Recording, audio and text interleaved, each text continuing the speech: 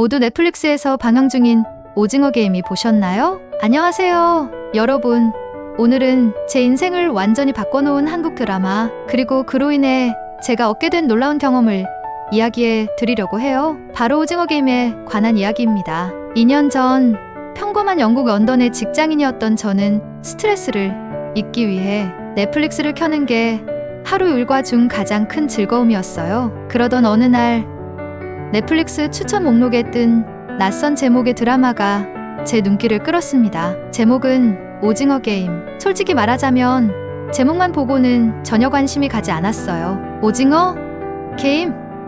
이게 무슨 내용이야? 라고 생각했죠. 하지만 호기심에 첫 화를 틀어본 순간 저는 완전히 화면에 빨려 들어가 버렸습니다. 초록색 트레이닝복을 입은 참가자들이 목숨을 걸고 버리는 어린 시절 놀이들, 붉은 옷을 입은 가면 쓴 운영자들, 그리고 상상조차 할 수 없었던 긴장감 넘치는 전개까지 그야말로 충격적이었어요. 특히 첫 번째 게임인 무궁화 꽃이 피었습니다에서 거대한 로봇 인형이 눈 깜짝할 사이에 참가자들을 제거하는 장면은 제 머릿속에서 한동안 떠나지 않았습니다. 이런 독특한 소재를 생각해낸 사람이 누구인지, 한국이라는 나라는 대체 어떤 곳인지 너무 궁금해졌어요. 사실 저는 오징어 게임을 보기 전까지 한국에 대해 잘 알지 못했어요. 런던에서는 종종 한국 음식을 파는 식당이나 K-팝 관련 기념품 가게를 보긴 했지만 그저 한국은 음악과 음식으로 유명한 나라구나 정도로만 생각했죠. 그런데 오징어 게임은 저에게 완전히 새로운 시각을 열어줬습니다. 이렇게 독창적이고 강렬한 드라마를 만든 나라가 대체 어떤 곳일까?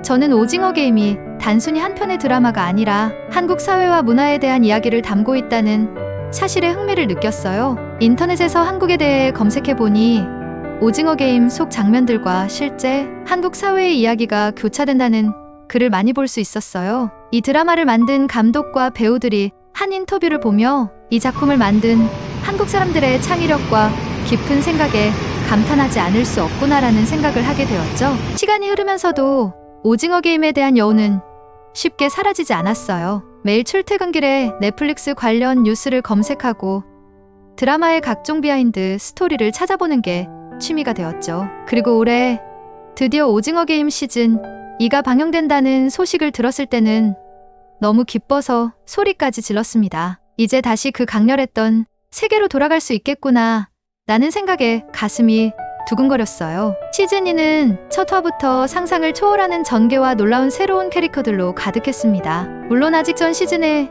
모든 비밀이 풀린 것은 아니지만 그 미스터리한 분위기와 더 커진 스케일이 시즌 1 못지않게 저를 사로잡았어요. 시즌 2를 보면서 다시 한번 느꼈습니다. 이 드라마를 만든 한국이라는 나라, 문화 파워가 정말 대단하다. 오징어 게임을 통해 저는 단순히 한국 드라마에 그치지 않고 한국이라는 나라 자체에 대해 더 많은 것을 알고 싶어졌습니다. 한국 음식, 한국 음악, 그리고 한국 사람들이 살아가는 방식에 이르기까지 모든 것이 저에게는 새로움과 감동으로 다가왔어요. 특히 오징어 게임 속에서 등장했던 한국의 전통 놀이들이나 독특한 건축 양식들은 단순한 드라마, 배경이 아니라 그 나라의 정체성과 연결되어 있다는 점에서 저를 더 깊게 빠져들게 했습니다. 결국 저는 결심했어요. 한국에 가보자. 오징어 게임을 통해 시작된 이 호기심이 불타올랐기 때문이죠. 제가 한국을 실제로 방문했을 때 생각보다 너무나 흥미로운 나라였고 이로 인해 제 인생이 바뀌었어요. 제 인생 첫 한국 여행은 설렘으로 가득 찼습니다. 인천공항에 발을 내딛는 순간 완벽하게 조직된 시스템과 환영하는 분위기가 느껴졌어요. 스마트하고 빠른 출입국 심사를 마치고 공항 철도를 이용해 서울로 들어가면서 창밖으로 펼쳐지는 도시 풍경을 보며 감탄했습니다. 한쪽은 초고층 빌딩이 늘어서 있고 또 다른 쪽은 자연이 조화롭게 어우러진 모습이었어요. 첫날 일정은 오징어 게임 촬영지 투어로 꽉 채웠습니다. 제가 가장 먼저 방문한 곳은 넷플릭스에서도 공식적으로 추천한 장소 중 하나인 무궁화 꽃이 피었습니다.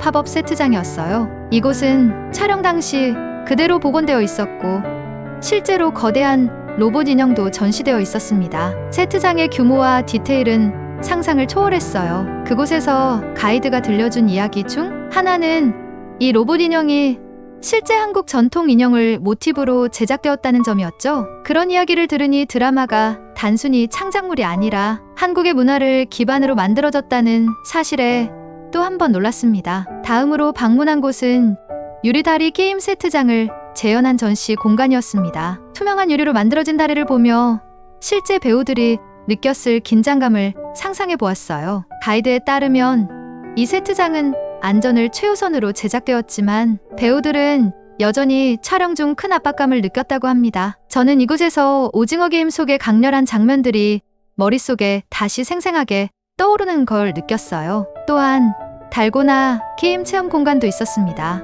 이곳에서는 직접 달고나를 만들어 보고 바늘로 모양을 따는 체험도 할 수 있었어요. 이건 나도 드라마 속 참가자들과 똑같은 상황이네 라며 흥분했죠. 달고나 체험 후에는 드라마에 등장했던 분홍색 가면을 쓰고 사진을 찍을 수도 있었는데 마치 드라마 속 한 장면에 들어간 듯한 기분이 들었습니다. 촬영지를 둘러본 후 근처에 위치한 전통 시장으로 향했습니다. 이곳은 오징어 게임 속에서 참가자들이 실제로 시장에서 생활하는 모습을 담았다면 이렇게 나왔겠구나 싶을 만큼 정겹고 활기찼어요. 상인들은 저에게 밝게 미소 지으며 달고나와 전통 음식을 권했습니다. 저는 그 자리에서 떡볶이와 호떡을 사 먹으며 한국 길거리 음식의 맛을 경험했어요. 전통시장에서 조금 떨어진 곳에는 현대적인 쇼핑몰이 있었습니다. 이곳에서는 오징어 게임 관련 상품을 판매하는 팝업 스토어를 발견했어요. 한국에서도 오징어 게임이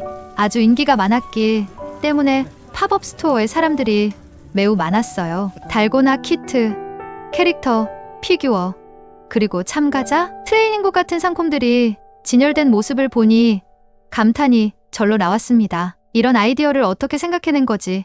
라는 생각이 들면서도 상품들의 품질이 뛰어나 기념으로 직접 몇 가지를 구매하기도 했습니다. 쇼핑몰을 구경하다 보니 K뷰티 코너도 들렀습니다. 제 주위 친구들은 한국 화장품은 하나씩은 모두 가지고 있을 거예요. 한국인들의 맨질맨질한 피부 표현이 화제가 되었기 때문에 한국 화장품이 인기를 끌었거든요. 제가 들었던 소문처럼 한국 화장품의 패키지, 디자인과 품질은 놀라웠어요. 직원이 영어로 친절히 설명해준 덕분에 제가 평소 사용하던 제품과 비교하며 몇 가지를 구매했습니다. 특히 한국의 전통 소품 코너에서 발견한 자개함과 한복 스타일 액세서리는 저를 매료시켰습니다. 그 자리에서 저는 이런 생각을 했습니다. 이런 독특한 한국 제품들을 우리나라에 소개하면 엄청난 반응을 얻을 텐데 그 순간 제 머릿속에 한 가지 아이디어가 떠올랐습니다. 한국 제품을 수입해 제 나라에서 판매하는 사업을 시작해보자는 것이었죠. 오징어 게임 관련 굿즈뿐만 아니라 K뷰티 제품과 전통 소품까지 나처럼 한국의 매력을 더 많이 알고 싶은 사람들이 많이 있을 거야. 저는 이 아이디어를 실행에 옮기기로 마음먹었습니다. 서울에서의 마지막 날, 저는 오징어 게임과 관련된 제품들을 더 많이 구매하며 이를 기반으로 사업 계획을 세우기 시작했습니다. 그리고 한국에서 만난 친구들에게 이런 계획을 이야기했더니 그들은 저를 전폭적으로 응원해 주었어요. 한국은 항상 새로운 아이디어를 환영하는 곳이니 내가 잘할 수 있을 거야 라는 말은 저에게 큰 힘이 되었죠. 한국에서 돌아온 뒤 저는 한국 제품을 수입해 판매하는 사업을 시작했습니다. 제 사업의 첫 제품군은 오징어 게임 관련 굿즈와 K뷰티 제품, 그리고 전통 소품이었어요. 오징어 게임 시즌2가 방영된 덕분에 굿즈에 대한 관심은 이미 뜨거웠고 저는 그 열기를 잘 활용할 수 있을 거라 믿었습니다. 처음에는 온라인 쇼핑몰을 통해 소규모로 제품을 판매했어요. 오징어 게임 트레이닝복 레플리카, 달고나 키트, 그리고 캐릭터 피규어 같은 상품들을 팔기 시작했죠. 처음 며칠 동안은 주변 친구들과 가족의 도움으로 주문이 조금씩 들어왔습니다. 한 고객은 리뷰에 오징어 게임 팬으로서 이런 굿즈를 살 수 있어 행복합니다 라고 적어주었는데 저는 그 한 줄의 글에 큰 용기를 얻었습니다. 하지만 사업이라는 게 결코 쉽지 않더군요. 초반에는 예상치 못한 물류 문제가 저를 괴롭혔습니다. 제가 한국에서 주문한 제품들이 도착하는데 시간이 너무 오래 걸렸고 배송비도 예상보다 훨씬 높았습니다. 처음에는 적은 자본으로 시작했기 때문에 이러한 문제들은 곧바로 큰 재정적 부담으로 이어졌어요. 한국 제품의 품질은 분명히 훌륭한데 과연 이걸 계속 이어갈 수 있을까라는 생각이 제 머릿속을 맴돌았습니다. 주변에서도 한국 제품은 좋은데 내가 이걸로 성공할 수 있을까? 너무 경쟁이 심하지 않아? 라는 부정적인 말들이 들려왔어요. 특히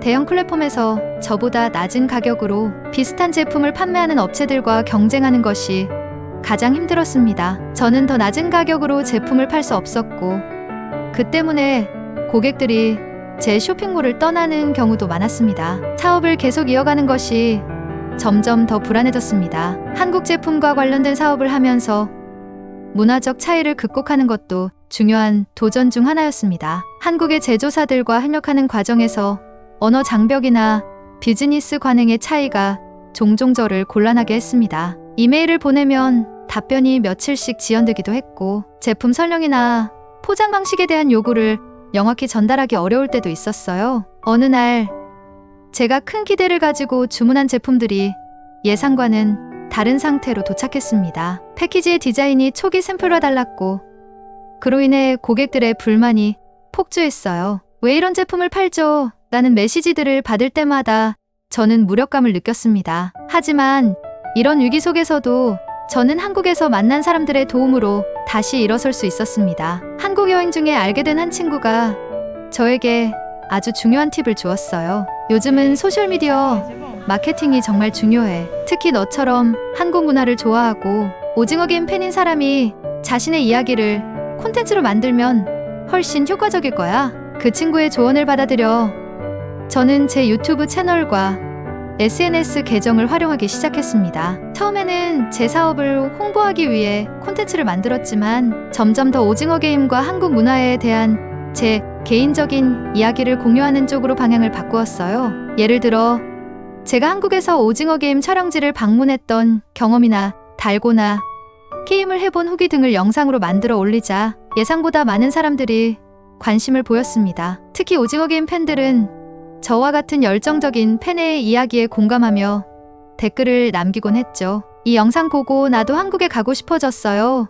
라는 반응들이 늘어날수록 저는 다시 한번 힘을 얻었습니다. 이후에는 제 쇼핑몰의 제품들도 조금씩 더 많은 사람들에게 알려지기 시작했습니다. 제가 유튜브에 올린 영상들이 입소문을 타면서 제품 구매로 이어지는 경우가 많아졌어요. 특히 오징어 게임 굿즈를 구매한 고객들이 리뷰를 남겨주며 응원해 주었을 때 저는 정말 큰 힘을 얻었습니다. 이건 단순히 물건을 파는 게 아니라 내가 사랑하는 한국 문화를 알리고 공유하는 일이구나. 이 깨달음은 저를 계속해서 앞으로 나아가게 하는 원동력이 되었습니다. 한국 제조사와의 소통 문제도 조금씩 해결되기 시작했어요. 언어 문제를 극복하기 위해 번역 앱과 전문 통역사를 활용했고 신뢰할 수 있는 파트너들을 찾으면서 점점 협력 관계가 안정적으로 변했습니다. 또한 고객 리뷰를 적극적으로 반영해 제품을 더 개선하려는 노력도 꾸준히 이어갔습니다. 결국 이 모든 노력들이 조금씩 결실을 맺기 시작했습니다. 사업 초기에는 하루에 한두 개의 주문이 들어왔지만 이제는 매일 꾸준히 여러 개의 주문을 처리하게 되었어요. 시간이 흐르면서 제 사업은 점차 안정되기 시작했습니다. 하루하루 성장하는 온라인 스토어를 보며 저는 비로소 자신감을 되찾을 수 있었습니다. 특히 최근 오징어 게임 시즌2가 방영된 직후에는 굿즈 판매가 폭발적으로 늘었습니다. 달고나 키트는 가장 인기 있는 상품이 되었고 트레이닝복 레플리카도 시즌1 때보다 더 많은 관심을 받았어요. 제 제품을 구매한 고객들은 리뷰와 함께 자신만의 오징어 게임 체험 사진을 올려주었고 그 사진들은 자연스럽게 제 사업을 홍보해주는 효과를 가져왔습니다. 예를 들어 한 고객은 달고나 키트를 구매한 후 가족들과 함께 오징어 게임 놀이를 즐기는 모습을 촬영해 소셜미디어에 공유했어요. 이 제품 덕분에 우리 가족이 오랜만에 함께 웃으며 시간을 보낼 수 있었어요. 라는 그의 메시지를 읽으며 저는 단순히 물건을 파는 걸 넘어 사람들에게 행복과 추억을 선물하고 있다는 사실을 깨달았습니다. 사업과 함께 제 유튜브 채널도 큰 성장을 이루었습니다. 처음에는 한국 제품을 소개하고 판매를 홍보하기 위해 만든 채널이었지만 시간이 지나면서 채널은 단순한 쇼핑 가이드, 이상의 의미를 가지게 되었어요. 특히 오징어 게임 시즌 1을 리뷰하는 영상은 폭발적인 반응을 얻었습니다. 제가 영상에서 시즌 2는 단순히 첫 시즌의 연장이 아니라 한국 문화와 전통을 더욱 깊이 이해할 수 있는 계기가 되었다는 의견을 나누자 많은 구독자들이 이에 공감하며 댓글을 남겼어요. 이 리뷰를 보니 한국에 가보고 싶어졌어요. 저도 달고나를 만들어 봤는데 생각보다 정말 어렵더라고요. 그래도 너무 재미있었어요. 이런 댓글들을 보며 저는 단순히 한 명의 유튜버를 넘어 한국 문화를